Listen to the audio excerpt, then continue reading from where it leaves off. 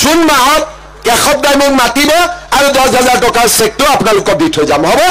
এতিয়া মে মাহত আছো জুন মাহত মাতিলে হৈ গল কেতিয়া মই 10,000 টকাটোৰ কথা কৈছো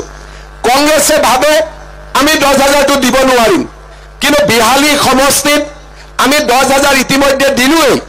এই পঞ্চায়ত ইলেকশনৰ পিছতেই আমি 10,000 টকাটো দি শেষ কৰি কিন্তু 10,000 টকাটো নহয় মূল উদ্দেশ্যটো 10ৰ পিছত আমি 25 পাব লাগিব 25ৰ পিছত আমি 50 পাব লাগিব যিসকলে 10,000 টকাটো ভাল কৰি খৰচ কৰে মানে স্বামীয়ে ব্যৱসায় কৰে স্বামীৰ ব্যৱসায় 10,000 টো দি দিয়ক নিজে গৰু ছাগলী মুৰ্গী হাঁহ তাঁতশাল এইবিলাক কামত 10,000 টো খৰচ কৰক আমি আপোনালোকক ইনকুৱাৰী কৰিম যিসকলে 10,000 টকাটো ভাল কৰি খৰচ কৰিব অহাবাৰ মই তেওঁলোকক 25,000 টকাকৈ দিয়াৰ ব্যৱস্থা কৰিম কিন্তু তাতো এটা কথা আছে যিবিলাকে 3টা বাচ্চা থাকাৰ কাৰণে এবাৰ 10টো পালে অহাবাৰ যদি 4টা বাচ্চা কৰি দিয়ে তেতিয়া কিন্তু 25টো নাপাব ঠিক কৈছো না নাই সেইকাৰণে এইটো কথা মনত ৰাখিব বোলে 10,000 পালো ঘৰত আৰু এটা বাচ্চা জন্ম হৈ গল বাচ্চাত 4টা হৈ গল 25টো নহব 50টো নহব সেইকাৰণে হাজবেণ্ড বিলাকে ভাল কৰি মনত ৰাখিব যাতে বাচ্চা 3তকৈ ওপৰত নাযায় ঠিক কৈছো না নাই মই আমাৰ মা সকলে 3টাতকৈ নিবিচাৰে কিন্তু আমাৰ দেউতা সকলে কেতিয়াবা 4টা 5টা 6টা 8টা 9টা বিচাৰি দিয়ে গতিকে কি লাগিব 3টা হৈ গল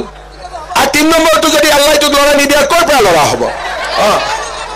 সেইকাৰণে মই কৈছো 3টা 2টা আৰু 1টা আৰু যদি জজা হলতো 4টাও হৈ যাব ঠিক আছে এতিয়া 10,000 টকাটো পাব 10,000ৰ পিছত 25টো পাব আৰু 25,000 টো ভালকৈ খৰচ কৰিলে আমি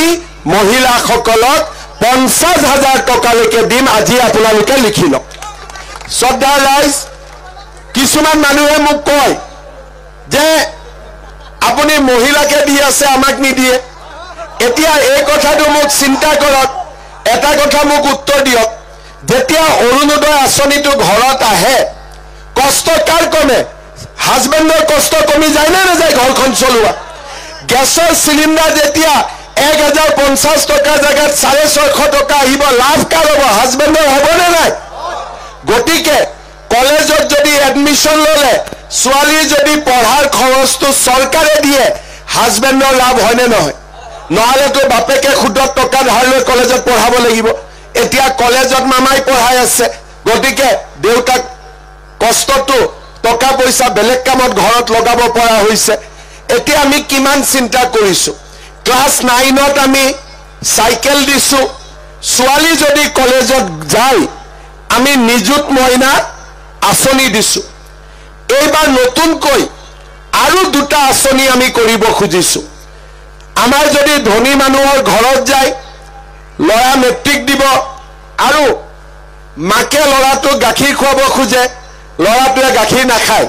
মাকে কয় বাবা মেট্ৰিক দিবি গাখীৰ খাচোন লৰাটোৱে কয় কিমান গাখীৰ খাম আৰু মা নাখাও কিছুমানৰ গাখীৰ আছে লৰাই গাখীৰ নাখায় আকৌ কিছুমান মাকে লৰাক গাখীৰ খুৱাব খুজে ঘৰত গাখীৰ নাই হয়নে মই ঠিক কৈছো নে মাকৰ মনত ইচ্ছা যে লৰাটোৱে মেট্ৰিক দিব লৰাটো গাখীৰ এগিলাস খুৱাও পইচাই নাই কৰ পৰা গাখীৰ খুৱাব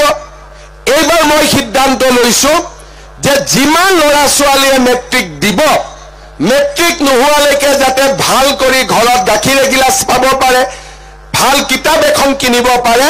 মেট্ৰিক দিয়া লৰা ছোৱালীক মই প্ৰত্যেক মাহত 300 টকাকৈ বেংকৰ একাউণ্টত দি থাকিম যেতিয়ালৈকে মেট্ৰিক নহয় মোৰ লৰা ডিগ্ৰী পাছ কৰিলে বোলে আজি ইণ্টাৰভিউ গুৱাহাটী আজি ইণ্টাৰভিউ ডিব্ৰুগড় আজি ইণ্টাৰভিউ দিল্লী বাপেক মাকৰ পৰা পইচা খুজিব লাজ কৰে ইণ্টাৰভিউ মাৰা নহয় এডিআৰিত যদি আমি ফিজ লওঁ ক্যান্ডিডেট 4 লাখ হয় আৰু ফিজ নললে ক্যান্ডিডেট 10 লাখ হয় তাৰ মানে ফিজৰ নামত 200-300 টকা দিব আমাৰ বহুতৰ ঘৰত পইচা নাথাকে কাৰণ এটা পৰীক্ষাটো নহয় 8টা 9টা 10টা পৰীক্ষা হয় 300 দি থাকিলেতো আৰু 1000 টকা লাগি গল বহুত লৰাই পৰীক্ষা নিদিয়ে এইবাৰ আমি ঠিক কৰিছো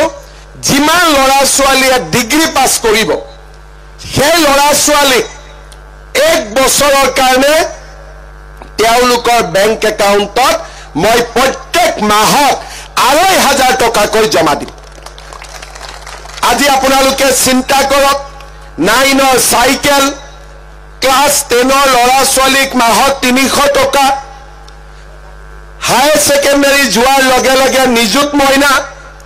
আৰু ডিগ্ৰী পাছ কৰা ল'ৰা ছোৱালীক 1 বছৰৰ কাৰণে 2,500 টকা। আগত কোন আছিল? আজি কংগ্ৰেছৰ যিমান নেতাৰ ডাঙৰ ডাঙৰ ঘৰ আছে, কংগ্ৰেছৰ যিমান নেতাৰ আজি গাড়ী আছে, এই গোটেইবিলাক সেই সময়ত চৰকাৰী চাকৰি দিম বুলি আমাৰ দুখীয়া মানুহৰ পৰা তোলা টকাৰে আজি তেওঁলোকে ডাঙৰ ঘৰ বনাইছিলে, আজি তেওঁলোকে ডাঙৰ ডাঙৰ গাড়ী কিনিছিলে। আমাৰ চৰকাৰ আহিলে প্ৰথমবাৰৰ বাবে অসমত আমি চৰকাৰী চাকৰি দিলো, 1.5 লাখ চাকৰি হ'ল। কোনো মানুহে, কোনো ব্যক্তিয়ে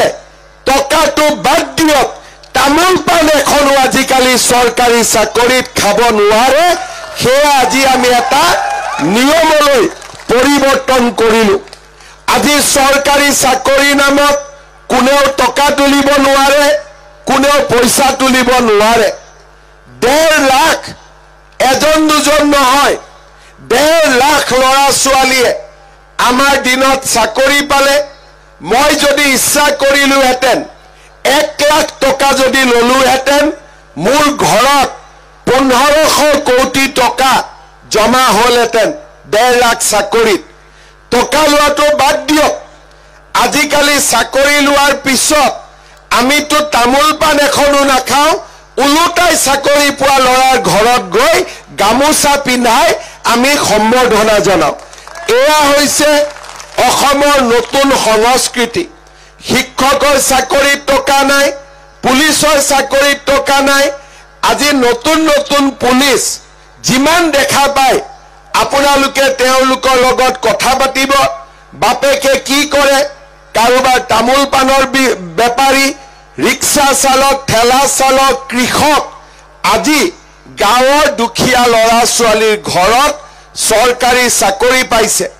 মই এতিয়া য'তেই যাওঁ ল'ৰা ছোৱালীয়ে মোক সোধে, দাদা ফৰেষ্টৰ চাকৰি কেতিয়া ওলাব, কামাণ্ডৰ চাকৰি কেতিয়া ওলাব, পুলিচৰ চাকৰি কেতিয়া ওলাব? কাৰণ ল'ৰা ছোৱালীয়ে জানে যে চাকৰি পাবৰ কাৰণে